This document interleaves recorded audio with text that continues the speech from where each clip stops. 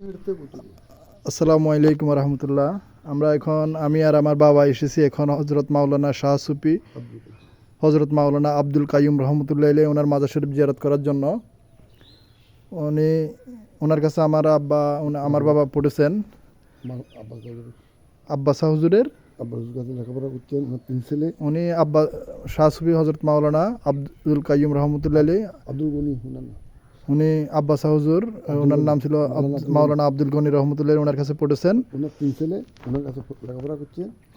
কার তিন ছেলে? আব্বাস ছেলে, আব্বাস মাওলানা আব্দুল গনি সাহেবের ছেলে, হুজুরের ছেলের কাছে, তিন ছেলের কাছে আমার বাবা লেখাপড়া করিয়েছে। এখানে আমরা ওনার মাজার শরীফ এখন জিয়ারত করেছি আলহামদুলিল্লাহ। ওখান থেকে আসতে এখানে ওনার মাজার শরীফ জিয়ারত করার পর পাশে দেখতেছি সম্ভবত এটা ওনার বাবার মাজার শরীফ। মরহুম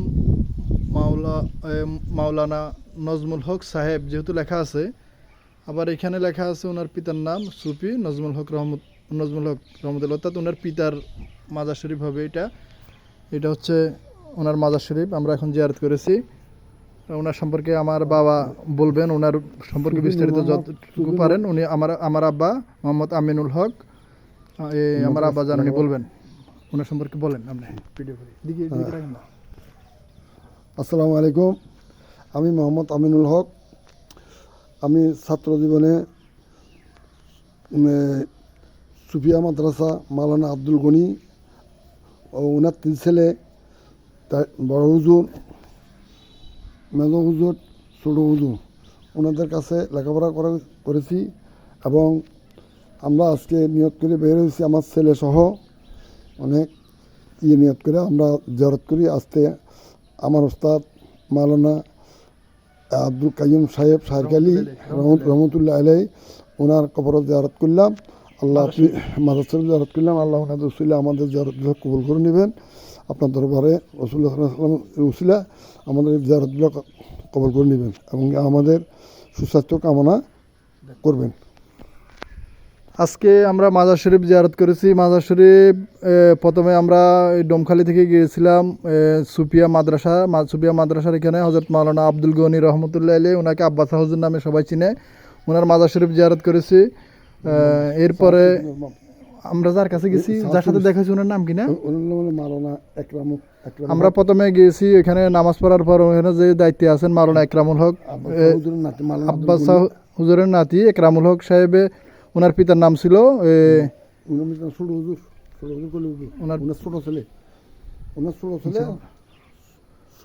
আচ্ছা যাই হোক, আমরা ওইখানে গিয়েছি। যাওয়ার পরে মাজার শরীফ জিয়ারত করেছি। মাজার শরীফ জিয়ারত করার পর আমরা ওইখান থেকে আমার আব্বা ওইখানে পড়েছেন মাওলানা আব্বা শাহ হুজুর, মাওলানা আব্দুল গনি রহমতুল্লাহ আলাইহি। উনি আবার হজরত যিনি 14 শতকের মুজাদ্দিদ ছিলেন হজরত আবু বকর সিদ্দিক পুরপুরাবি রহমতুল্লাহ আলাইহি, ওনার খলিফা, ওনার বিশিষ্ট মুরিদ।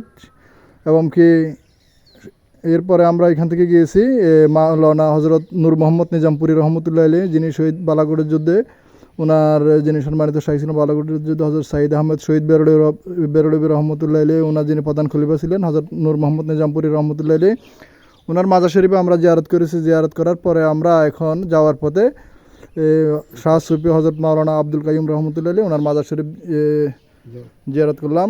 আলহামদুলিল্লাহ আমার আব্বাকে নিয়ে আমি মাজার শরীফ জিয়ারত করছি। সবচেয়ে বড় কথা হচ্ছে আমার আব্বা কিছুদিন আগে যিনি আমাদের সম্মানিত শেখ ঢাকা রাজারবাগ দরবার শরীফের মামদু মুর্শিদ কিবলা, যিনি সুলতানুন নাসির আলাইহিস সালাম নামে পরিচিত, ওনার কাছে গিয়েছেন। ওনার কাছে গিয়ে আমার আব্বা তওবা করেছেন এবং কি বায়াত হয়েছেন ঢাকা রাজারবাগ দরবার শরীফ মামদু মুর্শিদ কিবলা, যিনি আমার সম্মানিত শেখ আলাইহিস সালাম ওনার কাছে। যাক আলহামদুলিল্লাহ, এরপরে অলি আল্লাহ সুফি আবদাল উলি আল্লাহ ওনাদের প্রতি মহব্বত পয়দা হয়েছে। আলহামদুলিল্লাহ খুব ভালো লাগতেছে। আমি আমার বাবাকে নিয়ে এখন মাজার শরীফ জিয়ারত করেছি। আজকে তো মোট 3টা মাজার শরীফ জিয়ারত করার সুযোগ হয়েছে, 3 জায়গায় মাজার শরীফ জিয়ারত করার সুযোগ হয়েছে। আলহামদুলিল্লাহ খুব ভালো লাগলো। শাহ সুফি হজরত মাওলানা আব্দুল কাইয়ুম রহমতুল্লাহ আলাইহি, ওনার পিতার নাম ছিল সুফি নজমুল হক রহমতুল্লাহ আলাইহি। ওনার বেসাল শরীফ এখানে লেখা দেখা যাচ্ছে 7 জানুয়ারি 1998।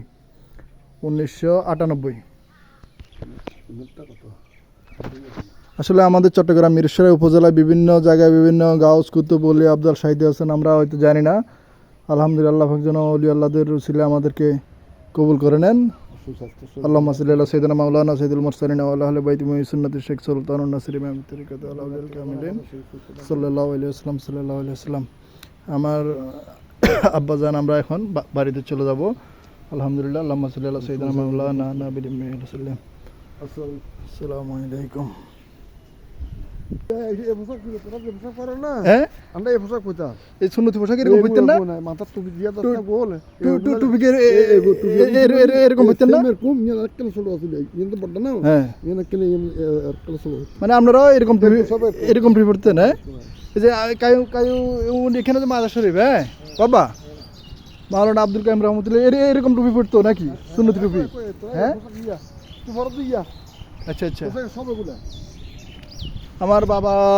আমার আব্বা জানে উনি বলতেছেন যে আমি যে সুন্নতি টুপি পরি এই সুন্নতি টুপি পরি যে আমার হাতে দেখা যাচ্ছে সুন্নতি টুপি। আর মাওলানা আব্দুল কাইম রহমতুল্লাহ এখানে যাইতে যিনি সাহিত্য হাসেন উনিও নাকি এরকম টুপি পরতেন। আমার আব্বা এরকম টুপি পরতেন সুন্নতি টুপি। আলহামদুলিল্লাহ এই সুন্নতি টুপি পোশাক পরতেন। খুব ভালো লাগলো আজকে আমরা মাজার শরীফ জিয়ারত করে। এই যে এটি হচ্ছে সুন্নতি টুপি, এরকম টুপি পরতেন। এই যে হ্যাঁ হয়েছে হয়েছে।